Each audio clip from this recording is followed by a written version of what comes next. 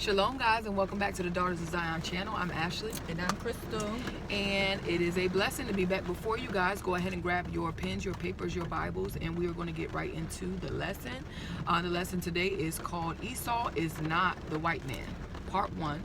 Again, Esau is not the white man, Part 1.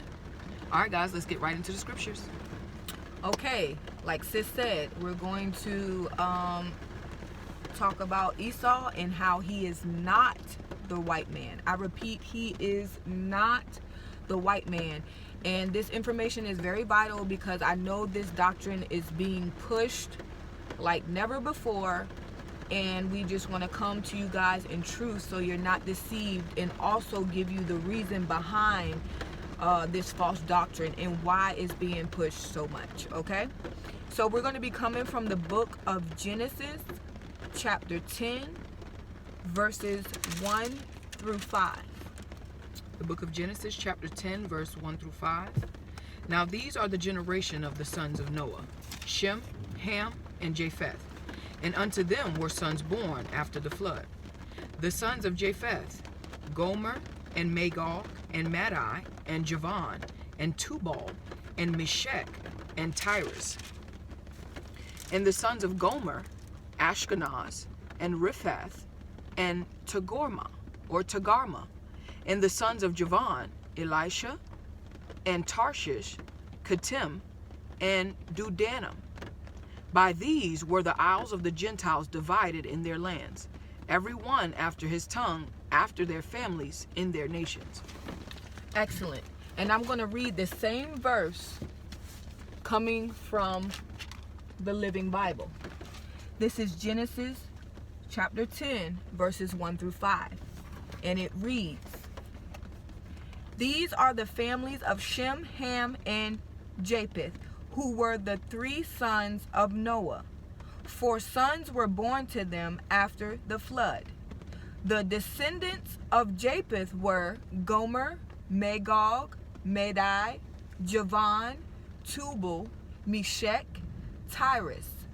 The sons of Gomer, Ashkenazi, Japheth, Togarmah. The sons of Javan, Elisha, Tarshish, Kittim, and Dudanim. Their descendants became the maritime nations in various lands, each with a separate language. Okay? So it says that Japheth and his descendants are the isles of the Gentiles. And if you read the Living Bible, they are the maritime nations. Okay? So Japheth and his descendants got a certain piece of land, and they split up this land amongst their descendants to their own family, to their own kind, with their own language. Okay? So I just want to read really quick in the back of my Bible the definition of Japheth. Okay? Now it says here, Japheth, one of the 3 sons of Noah, from the order in which their names invariably occur. Okay? The descendants of Japheth occupied the isles of the Gentiles, the coastlands of the Mediterranean Sea in Europe and Asia Minor, whence they spread northward over the whole continent of Europe and a considerable portion of Asia. So like we just read in Genesis, Japheth and his descendants occupied the isles of the Gentiles. What are the isles of the Gentiles? The isles of the Gentiles are the coastlands of the Mediterranean Sea in Europe and Asia Minor, whence they spread northward over the whole continent of Europe and a considerable portion of Asia. Okay? So that's the area, that's the land that Japheth and his descendants occupied. They occupied the coastlands of the Mediterranean Sea. They occupied Europe and Asia Minor. and they spread northward over the whole continent of Europe and a considerable portion of Asia. So that is the territory to Japheth and his descendants. Those are considered the Isles of the Gentiles, okay? So Japheth has a location, the Isles of the Gentile, okay? Now, I want to read the definition of isles. The definition of isles. Any maritime district. We just read in the Living Bible about the maritime district. Any maritime district, whether belonging to a continent or an island. Thus, it is used of the shore of the Mediterranean and of the coast of Elisha, of Greece, and Asia Minor. Okay, so this is confirmation that Japheth and his descendants were the Isles of the Gentiles, which is a continent or an island of the shore of the Mediterranean and of the coast of Elisha, of Greece, and Asia Minor. Okay, keep this territory in mind, okay, because it's going to allow you to understand that Esau is not white. Okay, now we're going to go to the book of Jubilee, read chapter 8 verses 10 and stop at 11. This is the book of Jubilee, chapter 8, verse 10, and I'll stop at 11. And it came to be in the beginning of the 33rd Jubilee that they divided the earth into 3 parts, for Shem and Ham and Japheth, according to the inheritance of each. In the first year, in the first week, when one of us who had been sent was with them. And he called his sons, and they came near to him, they and their children, and he divided the earth into the lots, which his 3 sons were to take in possession. And they reached out their hands and took the writing out of the bosom of Noah, their father. Excellent. So we just read here in Jubilees that in the beginning the earth was split into 3 parts according to the sons of Noah, which were Shem, Ham, and Japheth. Okay, so the world, the entire world was divided into 3 sections. A section for Japheth, a section for Ham, and a section for Shem. Okay, now we're going to continue to verse 25 through 30. Book of Jubilees, chapter 8. Book of Jubilees, chapter 8, verse 25 through 30. And for Japheth came forth the 3rd portion beyond the river Tena, to the north of the outflow of its waters. And it extends northeasterly to the whole region of Magog, and to all the country east of there. And it extends northerly to the north, and it extends to the mountains of Quelt, towards the north, and towards the sea of Magog. And it extends to the east of Gadir, as far as the region of the waters of the sea. And it extends until it approaches the west of Pharaoh, and it returns toward Aphrag. And it extends easterly to the waters of the sea of Miat. And it extends to the region of the river Tena in the northeasterly direction until it approaches the boundary of its waters towards the mountain of Rapha. And it turns round towards the north.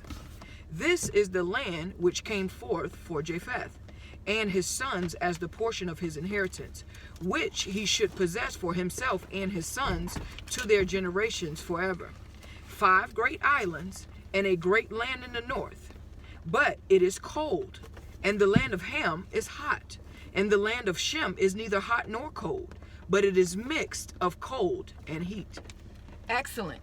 So we just read about Japheth and the portion of the earth that was allotted to him and his descendants. It says that Ham got the land that was what? Hot. Shem got the land that was neither hot nor cold, but it is mixed of cold and heat. And Japheth got what? The land to the north, which is cold. Okay. Now you mentioned something about 5 islands and a land. This is verse 29. This is the land which came forth to Japheth and his sons as the portion of his inheritance, which he should possess for him and his sons to their generations forever. 5 great islands and a great land in the north. Excellent. So I want to show y'all this map. I don't know if y'all can see it or not, but y'all can Google this map if you want to. It's a map of the Mediterranean Sea and the land that was allotted to Japheth in the north. Japheth had 5 islands, which you see here is Sicily, Crete, I can't even read it. Corsica, Sardinia,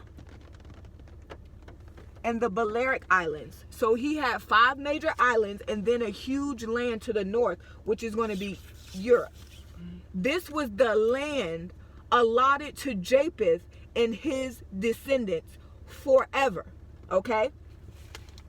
Now, if you look at this plot of land and the nations that dwell within this plot of land, you have Germany, Poland, Romania, Greece, Italy, France, Spain, Portugal, Russia, Ukraine.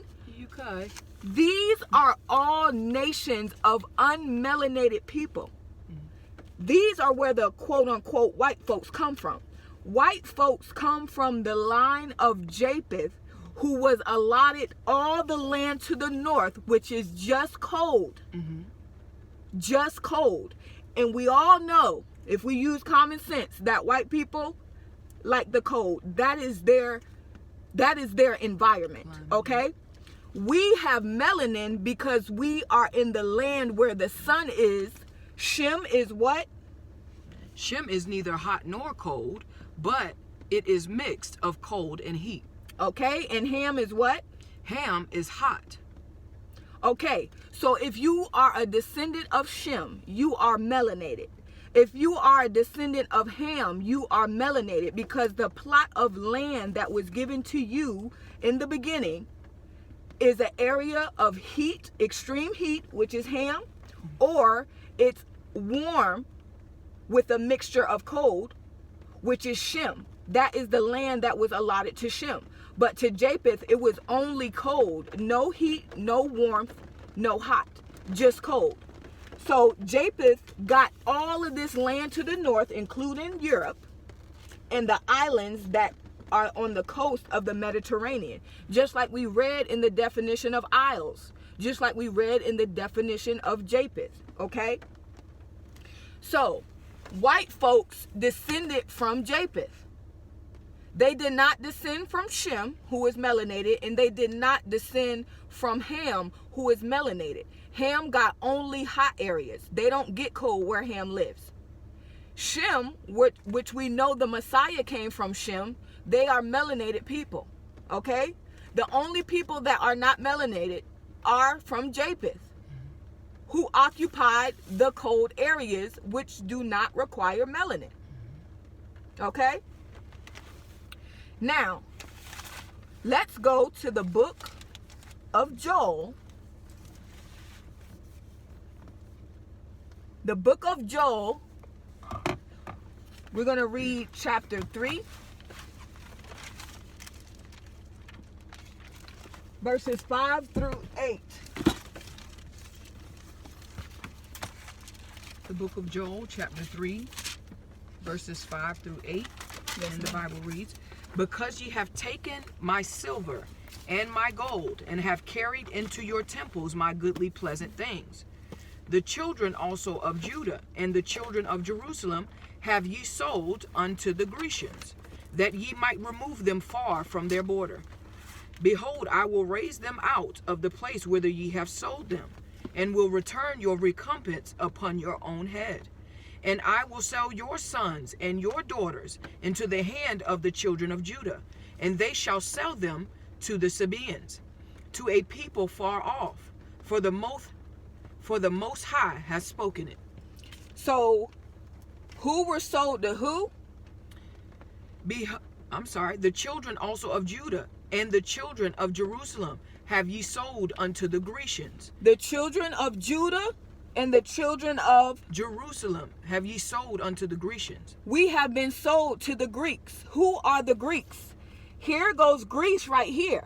Greece is in the land of Japheth. Japheth is unmelanated. Japheth is the white folk. The Greeks came from Japheth, the white folks. Greece is in the land of Japheth, the white folks. I'm only using this terminology because that's what we use, okay? Now, we were sold to the Greeks.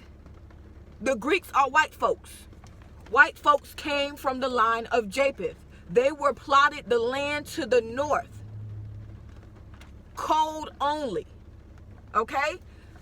They did not require melanin because they dwelt in the land of the cold, okay? Now, who are the Greeks? Go back to Genesis chapter 10, verses 1 through 5, and stay right there for me. This is the book of Genesis chapter 10, verses 1 through 5. You want me to read that again? Hold on, just stay right there. Okay.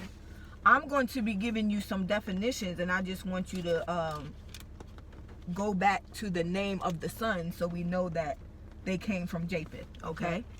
So, who was Japheth's sons?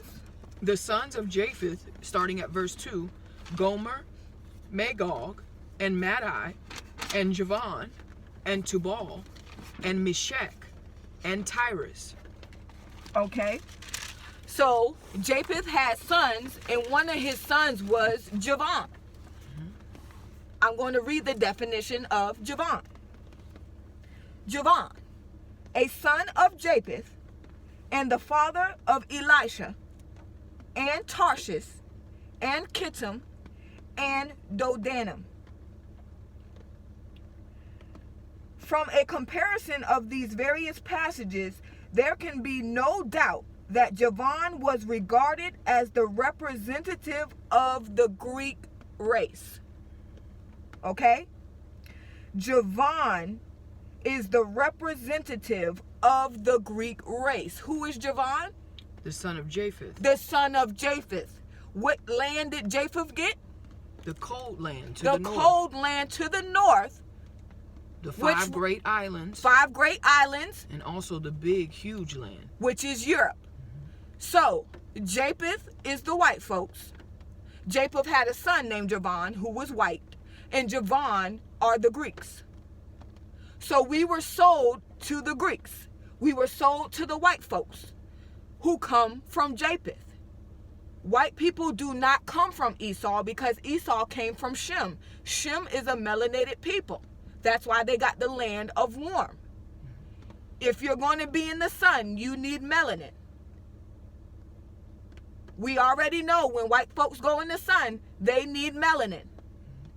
Their skin doesn't react the way our skin does because they weren't allotted the plot of land where it was hot. They didn't require melanin. Now, if you go to Shem and Ham, which are melanated people, this is why we got the land of hot and warm. There is no white people coming from the line of Shem or the line of Ham. They're only coming from the line of Japheth. And all the nations that are in the north are white folks. Romania, Greece, Rome, Ukraine, Bulgaria, Russia, the UK, Iceland, Alaska, Greenland, all unmelanated people because they dwell in the land of the north, which is only cold. Okay? That's where the white folks come from. They come from Japheth. Now, go back to Genesis chapter... Oh, we already there? Okay, read again, verse 1. Now these are the generations of the sons of Noah, Shem, Ham, and Japheth, and unto them were sons born after the flood. Okay. So, all the nations of the world came from one of these three sons. You either came from Shem, you either came from Ham, or you either came from Japheth. But I'm telling you right now, if you're white, you came from Japheth. If you're melanated, you either came from Shem or Ham. There is no white people coming out of the line of Shem or the line of Ham. The line of Japheth is where the white folks came.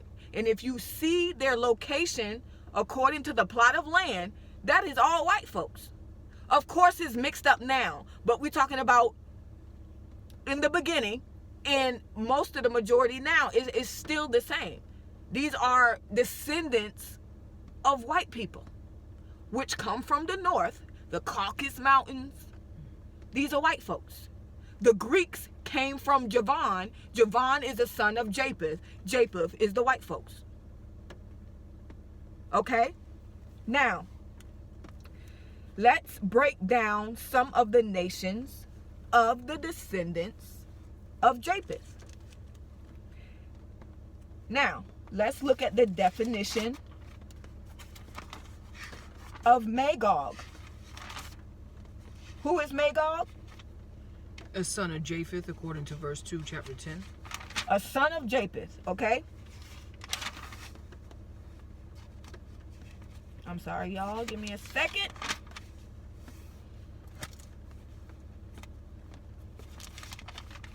Okay, Magog. Magog appears as the second son of Japheth, as a country of which Gog was the prince. The MA being a prefix significant of a country of northern locality. Northern locality. We just read in the book of Jubilee that Japheth got all the land of the north. Japheth got all the land of the north. Shem got all the middle land of the earth. Ham got all the land in the south, which is just hot. So Magog, we know, are the Russians in the land of the north, which come from Japheth. All the white folks in all the areas of the north come from Japheth. So the white man came from Japheth. He did not descend from Esau. And Esau was melanated. Japheth is not melanated. So that literally lets you know everybody of white people, culture, or nations came from Japheth. There's no other person they came from. They came from Japheth. Okay? Magog, the son of Japheth, are the Russians. Let's read Ezekiel chapter 38, 1 through 3. This is the book of Ezekiel, chapter 38, verses 1 through 3. And the word of the Most High came unto me, saying, Son of man, set thy face against Gog, the land of Magog, the chief prince of Meshech and Tubal, and prophesy against him, and say, Thus saith the Most High Ahiah, Behold, I am against thee, O Gog, the chief prince of Meshech and Tubal. Who is Meshech? Meshech, according to Genesis, is a son of Japheth. Who is Tubal? Tubal, according to Genesis chapter 10 and verse 2, is a son of Japheth. Who is Magog? Magog, according to Genesis chapter 10 verse 2, is a son of Japheth. Okay, now let's go back to Ezekiel. Okay. Chapter 39, 1 through 2. Ezekiel chapter 39 verse 1 through 2. Therefore, thou son of man, prophesy against Gog, and say, Thus saith the Most High Ahiah, Behold, I am against thee, O Gog, the chief prince of Meshech and Tubal, and I will turn thee back, and leave but the sixth part of thee, and will cause thee to come up from the north parts, and will bring thee upon the mountains of Israel. From the north parts, Magog is what to Tubal and Meshech? Chief prince of Meshech and Tubal. So that means Meshech and Tubal was somewhere in Europe with Magog. who is the Russian. Russians are in Europe. Okay? Now, I'm going to read the definition of Madai. Who is Madai? A son of Japheth. Okay. Madai, the third son of Japheth and the progenitor of the Medes. The third son of Japheth and the progenitor of the Medes. I need y'all to keep that in mind. The Medes. Okay? Now, who is Cyrus? Cyrus is the son of Japheth. Cyrus, the youngest son of Japheth, usually identified with the Thracians. Thracians is what we know today as Bulgaria. Bulgaria is in the land of the north. That is the land of Japheth and his descendants. Bulgaria.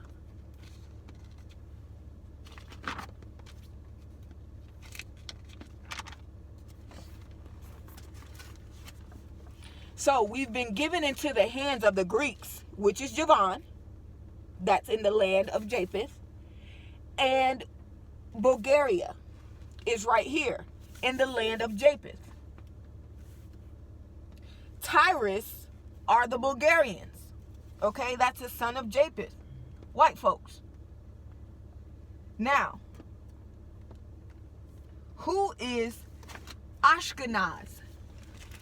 Ashkenaz is a son of Gomer, which is a son of Japheth. And the sons of Gomer, this is at verse 3, Genesis chapter 10, verse 3. And the sons of Gomer, Ashkenaz, and Riphath, and Togarmah. Okay. Give me one sec.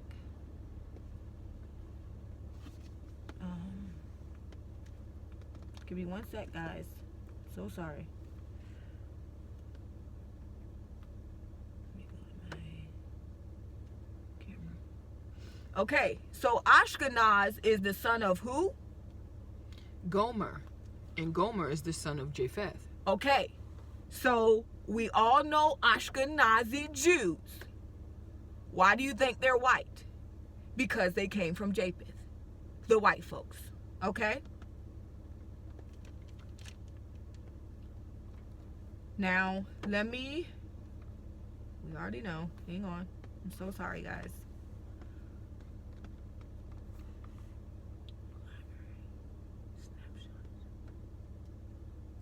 Okay. Wow, it's not even up here. Can you Google a picture of Ashkenaz? Or go to Google right there and put in Ashkenaz Jew. It's going to give you a definition in a picture. Yep. It's going to show up. Yep. Now, hit on that. Okay. Now, read that. Okay. We're reading about Ashkenaz, who is the son of who?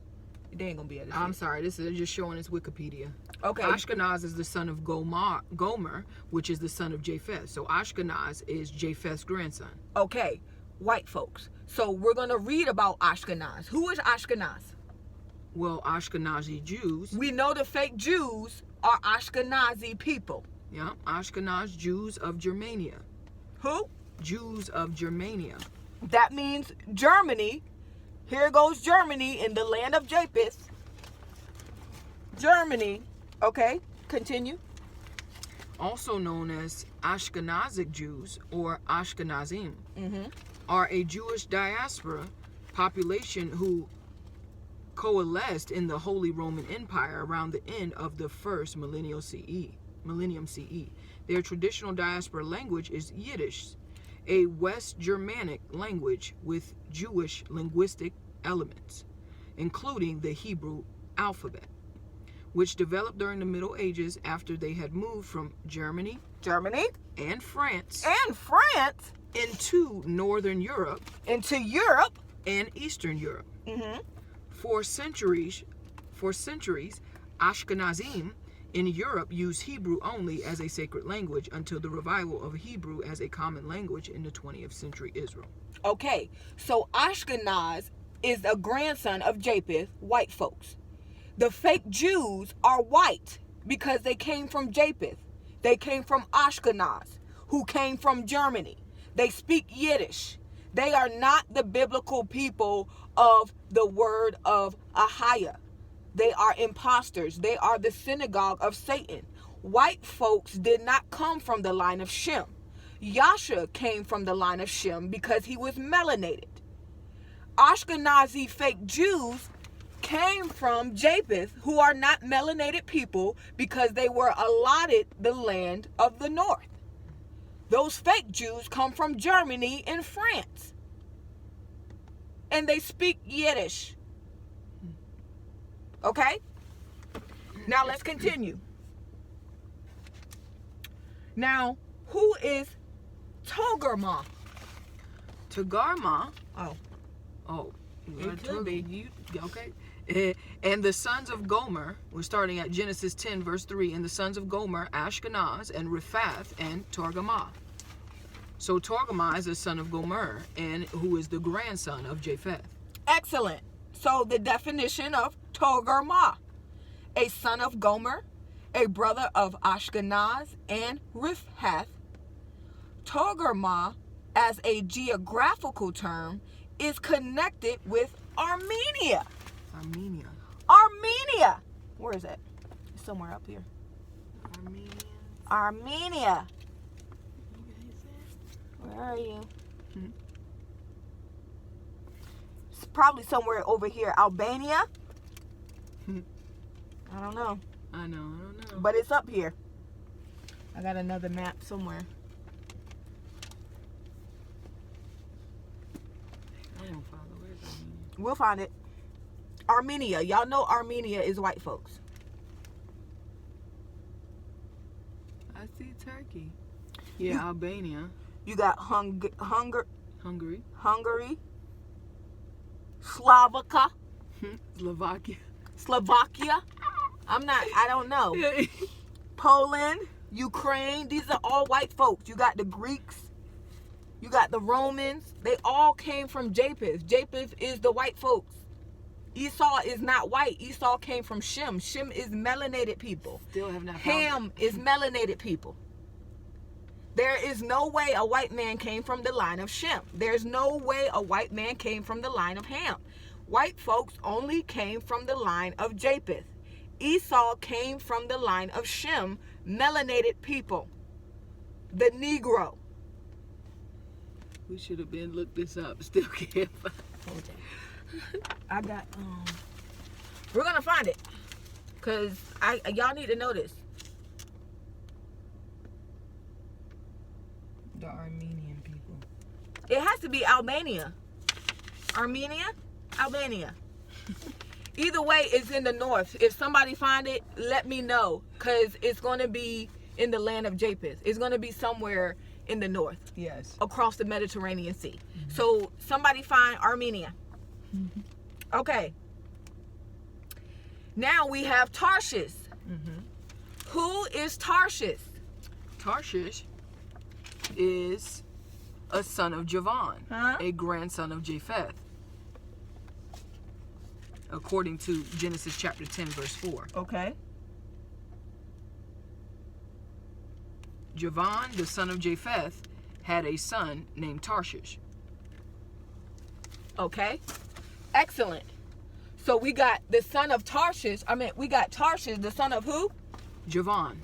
Javan are the Greeks. Mm-hmm. Okay. So I'm going to read Tarshish or Tarsus. Several places were called by this name.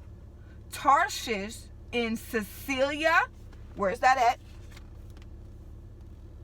It's one of these little islands. Is it Sicilia right here? Yeah, Sicily. Yeah. Yep. So Sicilia is in the land of Japheth. Mm-hmm. That's Tarshish. Mm-hmm. And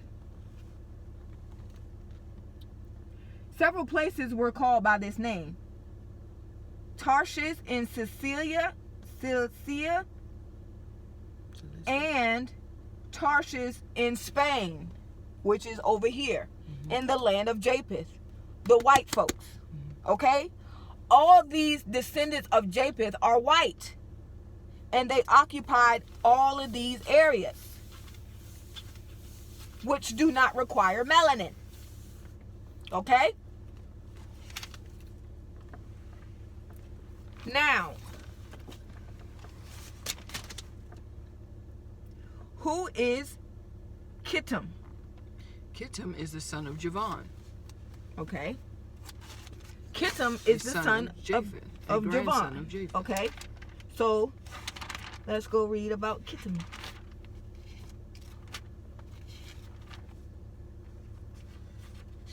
Sorry, guys.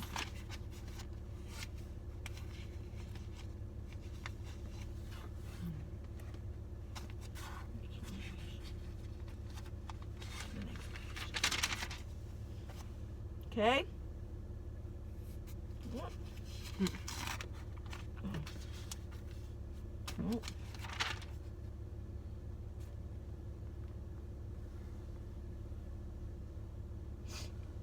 Oh, because they spell it with a C. I'm sorry. They be changing it because, you know. Okay. Hang on, give me a second. Okay. Kittim or Kittim. Here we go. A family or race descendant from Javan. Who's Javan? The son of Japheth. Right. So Javan are the Greeks, the son of Japheth. Kittim is a family or race descendant from Javan. Okay? It appears as the resort of the fleets of Tyre. The Tyrians procured thence the cedar or boxwood which they inlaid with ivory for the decks of their vessels.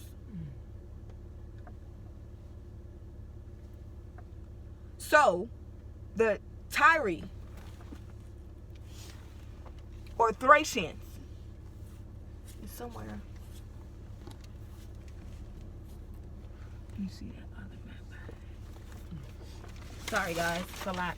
Tyre. Thracians. I think that's over there somewhere in. That's not it. Oh man, there's so much.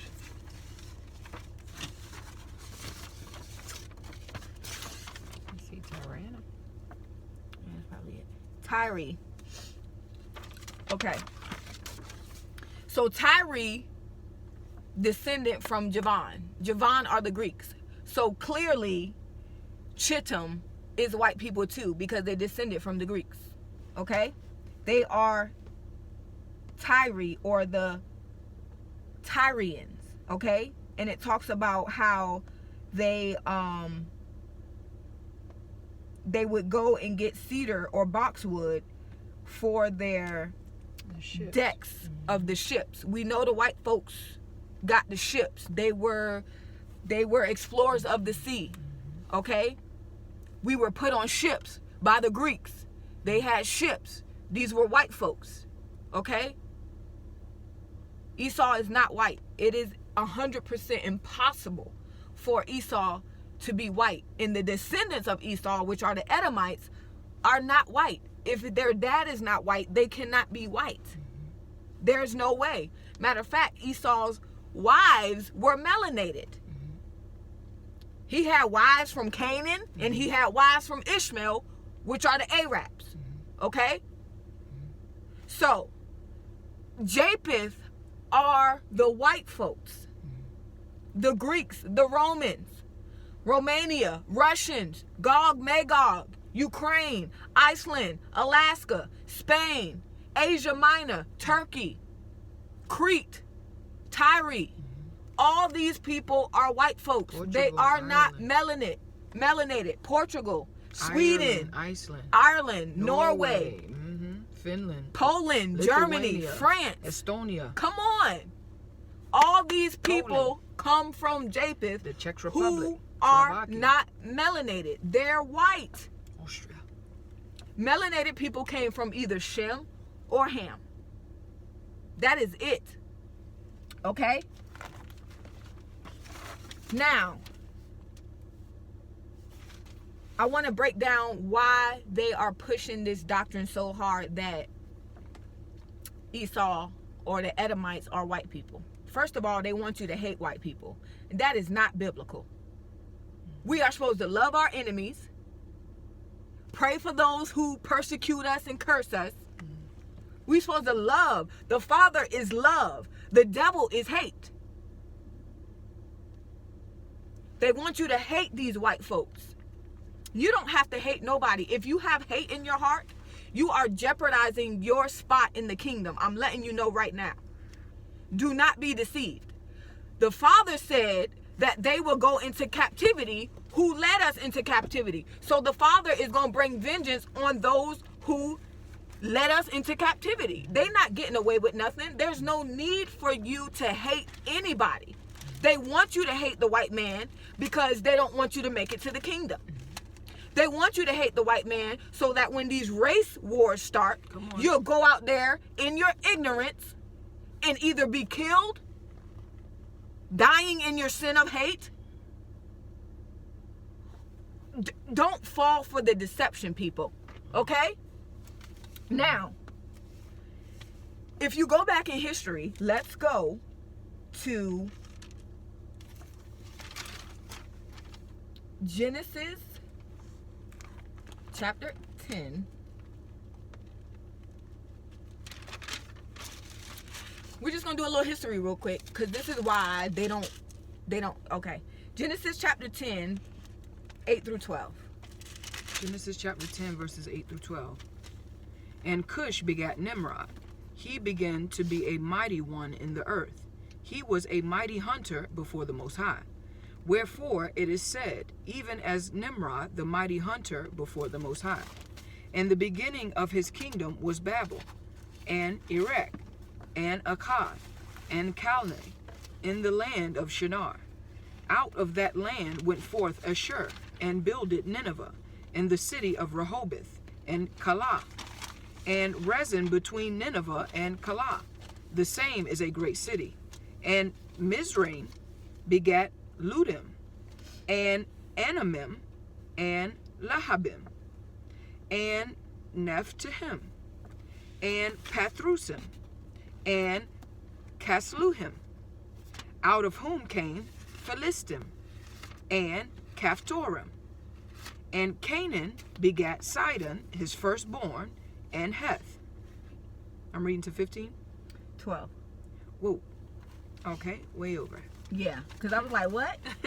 Okay, so the descendants of Cush was Nimrod, who became the first of the kings. He was a mighty hunter, blessed of Ahiah, and his name became proverbial. I'm reading from the Living Bible. Proverbial. Okay? Okay. People would speak of someone as being like Nimrod, a mighty hunter, blessed of Ahiah. Okay? The heart of his empire included Babel, which is Babylon, Erech, Akkad, and Calneh in the land of Shinar. Okay? Now, from there he extended his reign to Assyria. He built Nineveh, Rehoboth, Calah, and Rezin, which is located between Nineveh and Calah, the main city of the empire. So I wanted to point out that the first empire of the earth started with Nimrod. Who is Nimrod? He's melanated. Nimrod is the son of Cush. And who is Cush? Cush is the son of Ham. Okay, now let me read the definition of Ham. Hold on, let me make sure that we pull out the scripture. Genesis chapter 10, verses 6 through 8. And the sons of Ham, Cush, and Mizraim, and Put, and Canaan. Mm-hmm. And the sons of Cush, Seba, and Havilah, and Sapta, and Ramah, and Saptakah, and the sons of Ramah, Sheba, and Dedan. And Cush begat Nimrod. He began to be a mighty hunter he began to be a mighty one in the earth. Okay. So, like we see here, Cush is a descendant of Ham. Okay? And Cush had a grandson, or was it his son? Ham begat Cush, and Cush begat Nimrod. Okay, so Nimrod's dad is Cush. Cush's dad is Ham. Yes. Okay? The first empire on earth, the first of the kings was Nimrod. In the land of what? A Hamite. In the land of Shinar. Shinar. Exactly. Okay? Now, let me read the definition of Ham. Ham means hot. The name of one of the three sons of Noah, apparently the second in age. It probably signifies warm or hot. This meaning is confirmed by that of the Egyptian word Kim, which means Egypt. The Egyptian equivalent of Ham, which signifies black. Probably implying warmth as well as blackness. Okay? The land of Ham in the Bible, it is certain that the three most illustrious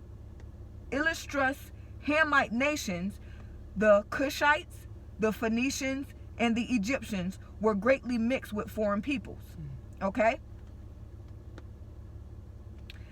The name of Ham alone of the three sons of Noah is known to have been given to a country. Egypt is recognized as the land of Ham in the Bible. Okay? So I say all that to say this. The first empire on earth was through Nimrod, who was a descendant of Ham, which means black and hot. So like we said before, if you came from Ham, you were melanated because you were allotted the land of only hot. If you're going to be somewhere only hot, you need melanin. That's why it's referred to as black or blackness. If you came from Shem, you dwelt in the land of warm, mixed with cold, which is warm, and you had to be melanated. No white people are coming from Ham, and no white people are coming from Shem. The first empire came through Nimrod, who was in the land of Ham, which is hot, which means blackness or black. You had to be melanated. Okay? Keep this in mind. Okay, now let's go to same Genesis, chapter 11, 1 through 2. All right, Genesis chapter 11, 1 and 2, verse 1 and 2. And the whole earth was of one language and of one speech. And it came to pass as they journeyed from the east that they found a plain in the land of Shinar, and they dwelt there. Okay, so Shinar is literally the land of Babylon, which Nimrod was the king. The heart of his empire included Babel. Babylon, they're the same place. Shinar, it's different names, same place. Babel, Babylon, and Shinar, same place, stemming from Nimrod's empire, which is in the land of Ham, which is hot. Okay? Keep this in mind. Now, let's go to Daniel.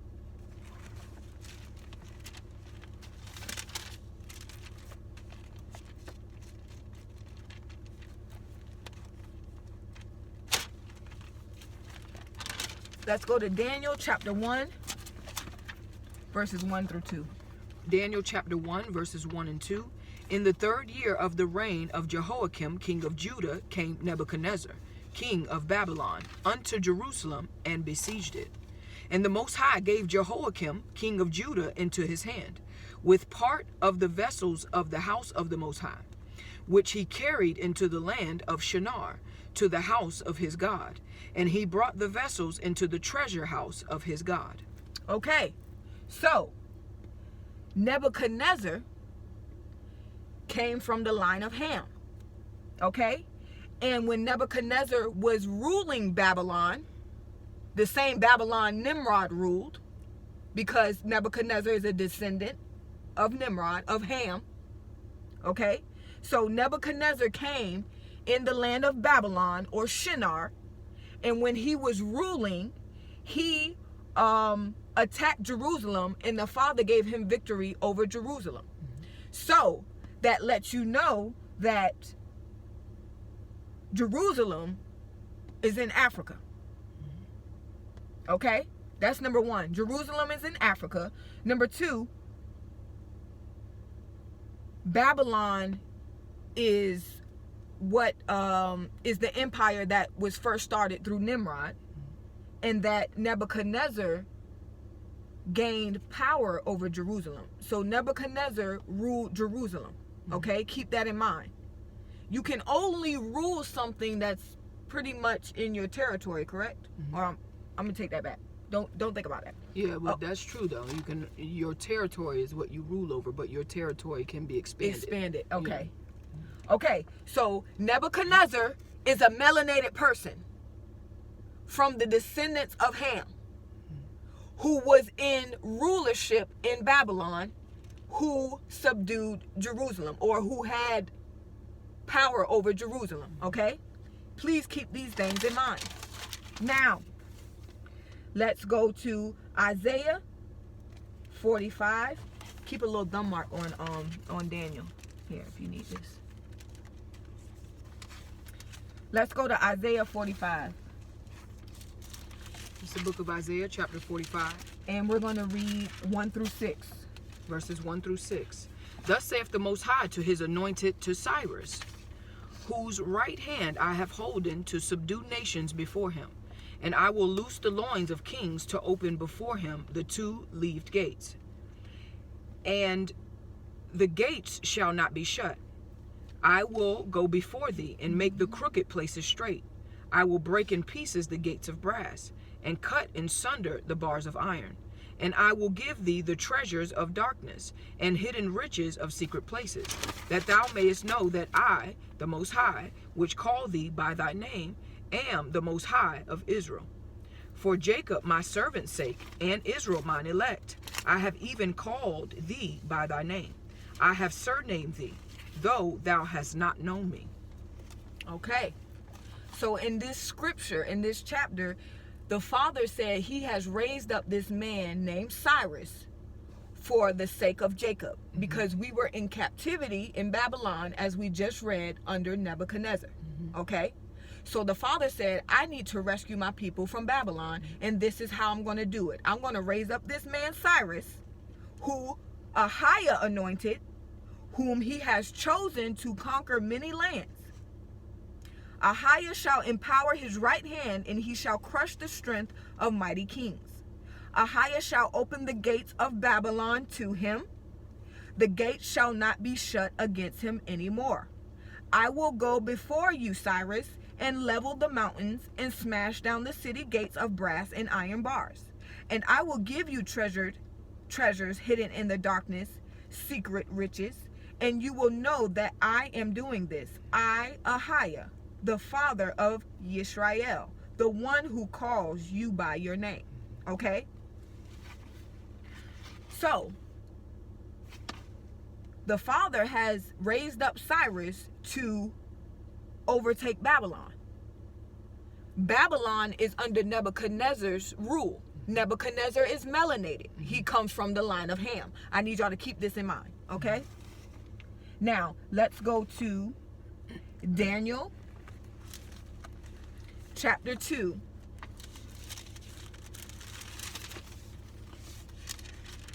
Daniel chapter 2. Verses 29 through 45. Daniel chapter 2, verse 29 through 45. As for thee, O king, thy thoughts came into thy mind upon thy bed. Hang on. Don't read that yet. Okay. Hang on, because that's doing too much right now. Hang on, that's my fault.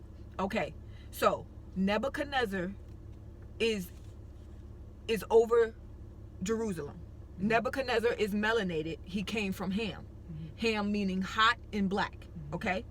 So Nebuchadnezzar is the king of Babylon, and he is ruling over Jerusalem. Okay? He besieged it and carried us away. Sorry. Correct. Let me be correct. He besieged Jerusalem and took the people captive. That's why you got Daniel, who is writing in the book of Daniel about his Babylonian captivity. Okay? So Nebuchadnezzar is melanated. He's black. And he is in rulership in Babylon. The same Babylon that Nimrod was in rulership of, who was also melanated because they all came from Ham. Now, while we were in Babylon in captivity, the Father said, I'm going to raise up Cyrus to go to Babylon, take over Babylon, and to set my people free, which is Jacob. This is very important because this is why, one of the reasons why they're pushing the doctrine that Esau is white, so that you can have hatred for Esau. But we need to figure out who Cyrus is. Okay? Who is this man Cyrus that the Father has raised up to come to Babylon to set the captives free, which is Jacob? Okay? I'm going to read this definition to you. Cyrus. Okay? Cyrus. This is going to blow your mind, guys. Cyrus. Okay. Let me read it.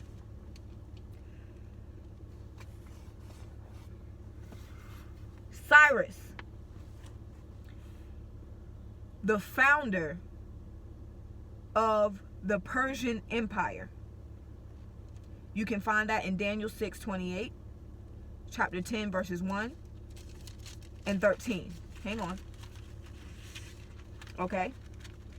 Cyrus, the founder of the Persian Empire. Okay. I'm going to read the definition of Persian. Keep this in mind. Cyrus, the founder of the Persian Empire.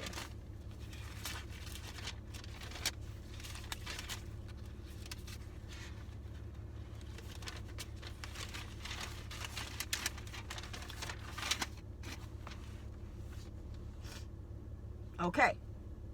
Persia, Persians. The Persians were the same race as the Medes, both being branches of the great Aryan stock. Their language was closely akin to the Sanskrit, or the ancient language of India. Listen to me, guys. Cyrus was the founder of the Persian Empire. The Persians were the same race as the Medes. Who are the Medes? The Medes is somebody from Javan. Go to Genesis. Somebody from Go to Japheth. Genesis chapter 5. This is Genesis chapter 5. Genesis chapter 5.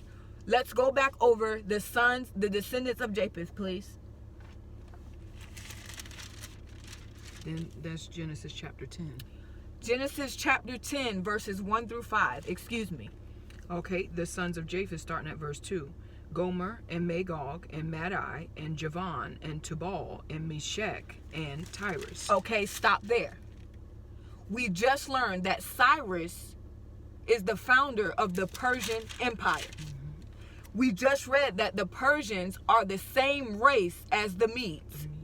We just read that Madai is the son of who? Japheth. Let me go to the definition that I read earlier. Madai, the third son of Japheth and the progenitor of the Medes. The Medes are white folks. Cyrus, the anointed one that the Father raised up to come rescue us from Babylon captivity, he was a white man. Cyrus was white. And he came and rescued us from Babylon because the Father raised him up to do it, even though Cyrus had no clue who the Father was. Because that's the definition of a Gentile or Goyim. They are not of the blood or of the faith. That was the white folks. That's why he said, I'm going to send a savage nation to y'all. They were lawless and they were not of the blood. They were white folks. King Cyrus was white. He came to Babylon, overthrew Nebuchadnezzar, who was melanated, and set the melanated people free, which was Israel. The Father is going to do the same thing in our time. He's going to use the ships of Tarshish, who is what? Who is Tarshish? The son of Japheth, who are the grandson of Japheth, the son of Javan. So the ships of Tarshish come from the white folks. He's going to use white folks to come and get us out of our captivity, just like he did in Babylon. So if you have a hatred for white folks, do you think you're going to get on them ships? No, you're not. Because you're going to be blinded by your hatred for them. You're not going to get on the ships, and you're going to get left behind. The Father raised Cyrus up to rescue us out of captivity. The Father is going to use the ships of Tarshish to get us out of captivity. Tarshish comes from Japheth. Japheth is the white folks. So if you have hatred for white folks, that means you're not going to trust them. And if you don't trust them, you're not getting on those ships. Therefore, you're going to be left behind. This is one of the reasons why they're pushing the doctrine to hate white folks, so you can miss your ride. They're trying to set you up. They're really trying to set you up. The Father said, no hate towards your enemies. Because they're going to be the same ones I use to come get you. Now, let's go to I'm going to read you the definition. No, let's go to Daniel 5. 30 verses 31. This is the book of Daniel, chapter 5, verses 30 through 31. In that night was Belshazzar, the king of the Chaldeans, slain, and Darius, the Median,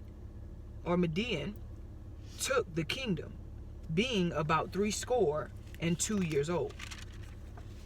Okay. Read that one more time for me. I'm sorry. This is the book of Daniel, chapter 5, verse 30 and 31. In that night was Belshazzar, the king of the Chaldeans, slain, and Darius, the Median, took the kingdom, being about 62 years old. Okay. So, after Nebuchadnezzar, or was it? Yeah, after Nebuchadnezzar was Belshazzar. Okay. So after Nebuchadnezzar, here comes Belshazzar, the Chaldean king, who was killed. And Darius the Mede entered the city and began reigning at the age of 62. Now, we just read the definition that the Persians are the same race as the Medes. So this is the second time that a melanated person was overthrown by the white folks, according to a highest plan. You had Cyrus first, and now here comes Darius the Mede, which is the same race as the Persians, which are white people who came from Japheth. Okay? Which is starting the Gentile world powers. Exactly, and that's why we're going to Daniel chapter 2. Come on, sis. Daniel chapter 2. Verses 29 through 45. Verse 29 through 45. Woo!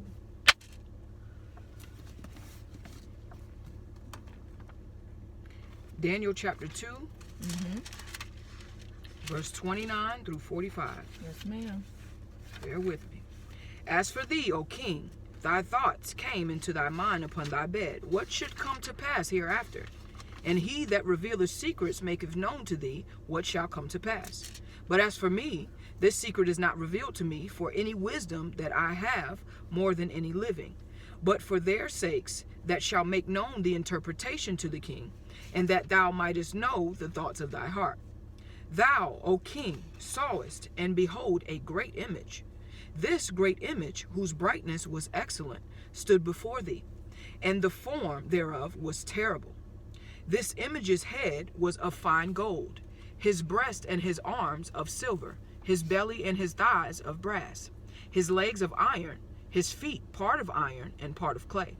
Thou sawest till that a stone was cut out without hands, which smote the image upon his feet, that were of iron and clay, and brake them to pieces. Then was the iron, the clay, the brass, the silver, and the gold broken to pieces together, and became like the chaff of the summer threshing floors. And the wind carried them away, that no place was found for them. And the stone that smote the image became a great mountain, and filled the whole earth. This is the dream, and we will tell the interpretation thereof before the king.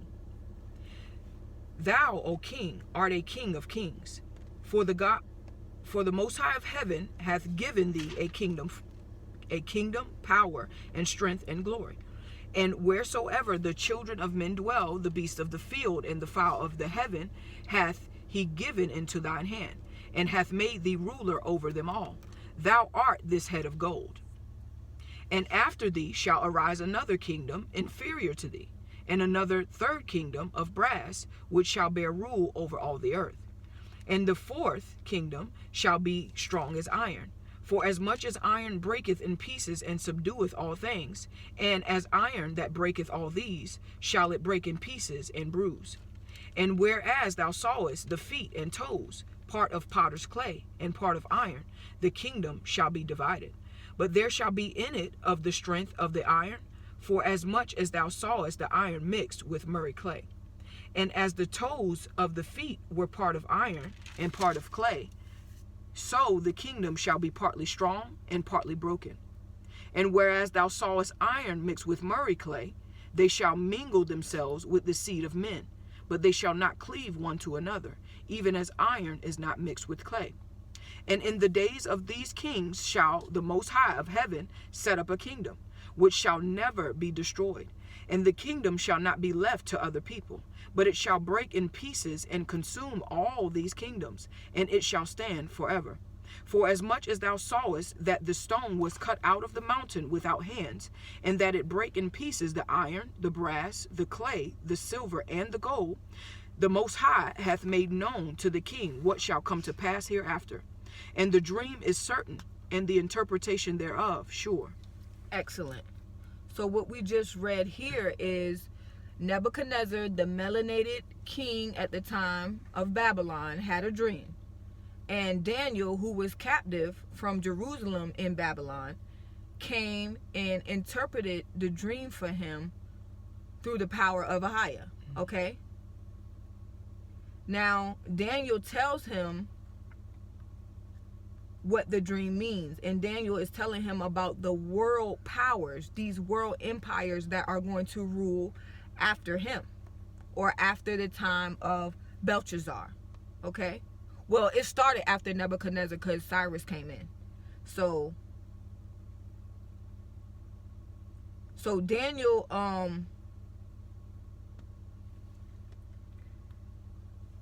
Daniel is telling him about the world powers that are going to rule after Nebuchadnezzar, starting with Cyrus. So the Medo-Persian Empire, whose first great ruler was Cyrus, was the first world power to rule. Okay? And we've seen that with Cyrus when he came in and overtook Nebuchadnezzar. The father raised Cyrus up to come into Babylon and to start ruling in Babylon. Okay? Now, Nebuchadnezzar was black, Cyrus was white. Okay? Now, the second world power was the Greek Empire, founded by Alexander the Great. We were given into the hands of the Greeks, and as we just learned, the Greeks are Javan. Javan comes from Japheth, the white folks. You said third world power. You said Nebuchadnezzar, then the Persian and Medes, and then it's Greek. Yeah, so the Greeks are the third world power. Okay, you said that. Okay. Sorry about that. So the third world power was the Greek Empire, and Jerusalem was besieged by the Greeks, and we were given into the hands of the Greeks, as we read in the book of Joel. Okay? Now the fourth world empire, which we're under now, is the Roman Empire. We're under Roman rule right now. So the Father showed Daniel long time ago about the world empires that will rule starting from the time of Nebuchadnezzar's fall. And the world powers that have been ruling all come from Japheth. It's all white folks. You got the Medo-Persians, you got the Greeks, and now we're under Roman rule. which all come from Japheth. They're white folks, okay? Now, let's go to Luke 21.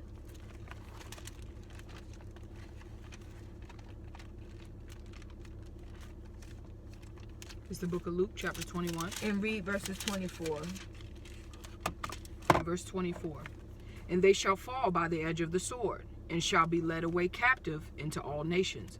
And Jerusalem shall be trodden down of the Gentiles, until the times of the Gentiles be fulfilled. Okay, the times of the Gentiles be fulfilled. So, the Gentiles, like we said earlier, come from Japheth because they're not of the blood or the faith. Mm-hmm. They're considered Gentiles or Goyim. Mm-hmm. That's the Hebrew word, Mm-hmm. okay? Now, it'll be Gentile rule until...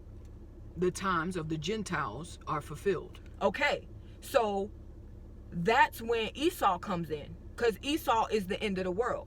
So we're ending Gentile rule. We're under Roman Empire. That is the last empire that will rule the entire world, which is from Japheth. Mm-hmm. After the Roman rule, here comes the Antichrist with Esau, which is the end of the world. Mm-hmm. After their 3.5 year rulership, then here comes Yasha's kingdom. Mm-hmm. As we read in verse in Daniel 44. Mm-hmm. Daniel chapter 2 verse 44. It says, during the reigns of those kings, the Ahaya of heaven will set up a kingdom that will never be destroyed. No one will ever conquer it. It will shatter all these kingdoms into nothingness, but it shall stand forever, indestructible. That is the meaning of the rock cut from the mountain without human hands, the rock that crushed to powder all the iron and brass, the clay, the silver, and the gold. Okay? So the Gentiles have been ruling the entire world since the fall of Nebuchadnezzar. Mm-hmm. And they're still ruling the world because we're under the Roman Empire rule right now. But that is about to come to the end because the Antichrist has to come. Esau is the end of the world, and then here comes Yasha's kingdom. That is the timeline. This is why the queen. Oh, okay. Okay, that's symbolic that their time is pretty much up. Mm-hmm. The Roman rulership is over with. Mm-hmm.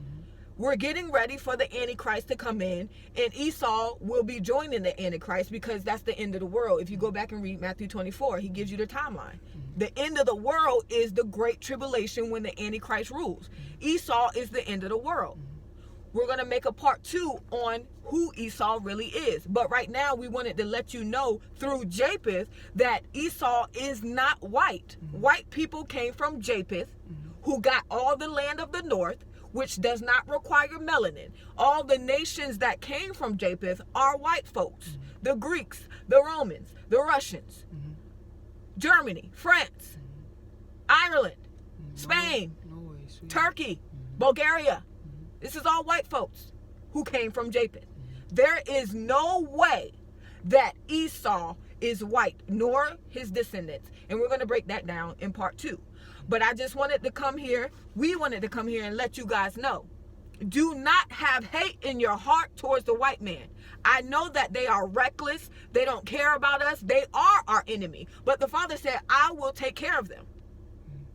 But the Father is also going to use them, just like he did in the Old Testament, to get us out of Babylon. The Father can use who he will for his will. Do not fall into false doctrine. Do not be deceived. Do not fill your heart with hatred, because you yourself will be cut from the kingdom. They're trying to set you up. Mm-hmm. This is why they're pushing that doctrine so hard. And I know they want us to hate the white man. Mm-hmm. Because when remember that time we were walking through the mall, my sister and we had to go to the mall because she wanted a new case for her phone. Mm-hmm. So we walking through the mall, and we were approached by these 2 Israelites who were working at the mall. It was a man and a woman. Mm-hmm. The first question he approached me with was, do you believe Esau is the white man?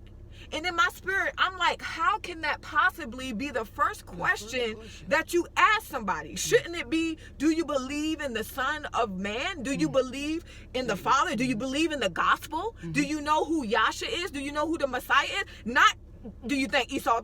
They're trying to get you to hate these white people so bad. So bad. But it's only going to end up hindering you and keeping you from getting your reward. Okay? Matthew 24, nation against nation, nationality against nationality. They're trying to stir up this race war. Israel, do not fall for it. Do not fall for it. The Father can raise up and tear down whom he pleases. The ships of Tarshish are coming from Japheth, the white folks, which is Spain, and I believe Sicily. They are white folks coming from Japheth, okay? So this is the lesson we wanted to bring forth to you guys today. Esau is in no way, shape, or form white. He's not. And don't believe that doctrine. Please. You can't enter on a lie. Anything you want to add, sis?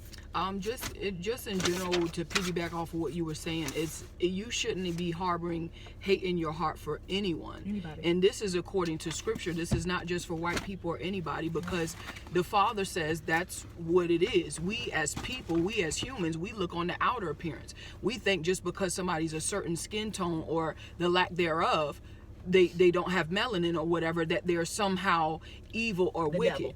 We cannot judge those things by outer appearance, and this is why the Father made a point to say it is not for you to be those judges of people. When a person is their heart, their motive, their actions, you're not going to be able to tell that by how they look, where they come from, what they're, you're going to be able to judge that by the fruits that they carry, and that is the job of the Most High, to judge the people.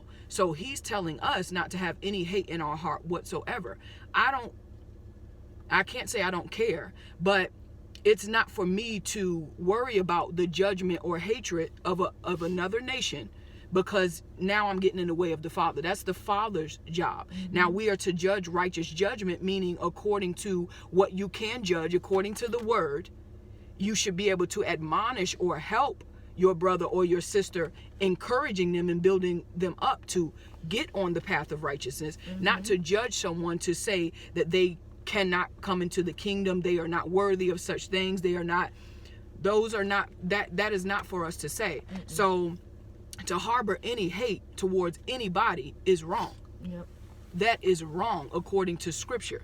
And it's not just about white people, and they're not the only ones that have done evil. Even we ourselves have done evil, hence the reason why the Father sent us into slavery. This is by default. By us being who we are according to scripture, you can't hate anybody. You are the reason for your own downfall, according to scripture. Because we would not obey our Heavenly Father. It was exclusive. It was we had everything written out, but we took that for granted. So the Father punished us with another nation. This does not give you the right to now hate the nation that he chose to elevate because of your disobedience. So again, if you are being led to hate someone else, you have to first examine yourself. That's the devil. Exactly. And this is why that they're saying the Father has sheep of a different fold. You don't know who belongs to the Father. That's why it's not for you to judge.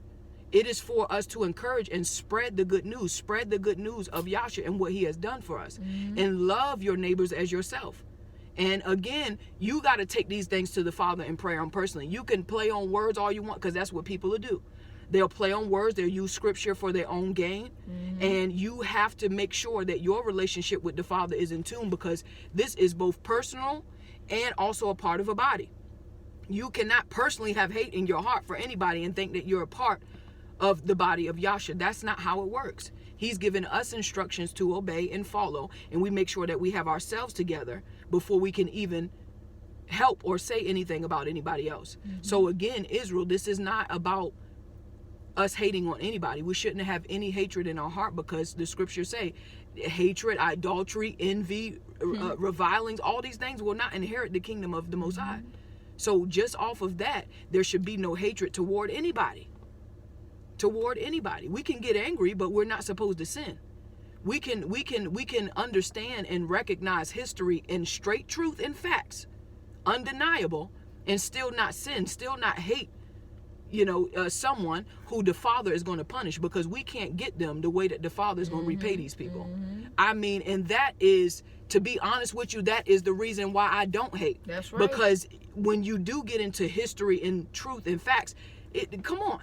You can't tell me you're not going to get angry, you're not going to feel some type of way that the persecution and the struggle and the anguish and the rape, rob, and murder and savagery that was imposed or inflicted against your people, you can't tell me you won't get angry about that. Yeah, we're not excusing that. But again, the most that I could ever do is probably pick up a gun, try to render a little Jimmy rig a bomb or something. That's not going to do nothing. But the Father can put your soul into eternal torment. The Father can kill off the body and then throw the soul into hell. Listen, we can't touch these folks the way that the Father say, watch this, I got them. So let the Father do his will. Let the Father really show forth his power. And you make sure that you're up under that protection. Yes. You make sure that you're up under the wings.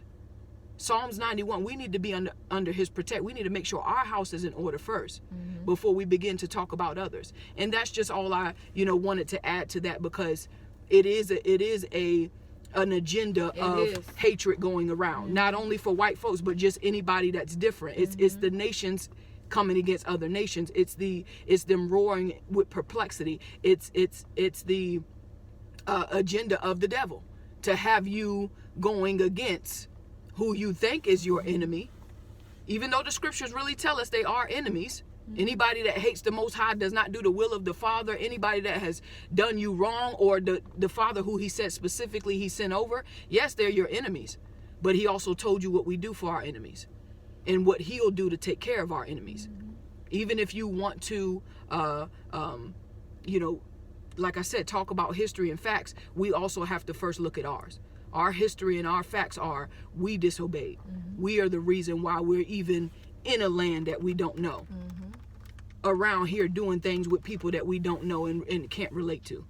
So again, guys, just be aware of that. Be very, cognizant of how you talk and approach to and carry your faith, because it's not about hatred.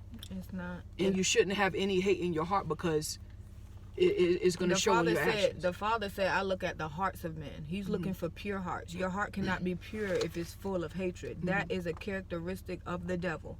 And we are in the end times. Deception is going to be at an all-time high. It's going to be a lot of false doctrine, false teachers, that's coming up in another video, that are pushing doctrines that go against the word of Ahia. So you have to be aware, you have to be alert, and do not fall into the ignorance. Do not fall into the deception, because you're only hindering yourself. Okay? Like sis said, when it all comes down to it, we're only here because we rebelled against Abba. He said, I know the plans I have for you, not to harm you, but to prosper you. He had plans for us to prosper forever. But that prosperous moment came to an end when we rebelled. And so the Father chose these white folks to be rulers over us. We can't blame who rules over us if we cause that for the action to be put on us. We have to, it's always about self-examination. There is nobody to blame. And you can't say, well, it was our forefathers. The Father said in the book of Romans, you can't sit here and point fingers at them if you're doing the same thing. We wasn't keeping the commandments. We wasn't really serving Ahia, even in the land of captivity, because we were blinded. We had to be awakened first, and now we were starting to return to the Father. But we were doing the same thing our forefathers were, and we still doing it to this day. Everybody is not in line with the Father and his commandments and his will. So there's no one to blame. We are not excusing the behavior, the savagery of the enemies. We're not saying that. We're saying stay clear of hatred so you don't jeopardize your position in the kingdom. Do not lose your reward that you've been working so hard for. Your work is not in vain. The Father sees everything that's going on, and he knows exactly who deserves what. He said, my judgments are fair and just all the time. Ain't nobody getting away with nothing. But for you, do not act like the enemy. Do not act like the savage. And that starts with hatred in your heart from the devil. Okay? So that's the end of the lesson for today. Ahia willing, we will be back before you guys. We are so glad to be back. Sis? That's it, guys. Just peace and shalom. Same thing, but shalom to you and yours. I love saying that. Just peace and blessings of the Most High be upon you all, and continue to keep us lifted up in prayer, as we will you all. And we just thank you and appreciate you for all the support. If you have any questions, comments, or concern, please leave them in, of course, the comment box. And higher willing, we'll be back before you soon, guys. All right, shalom. Shalom.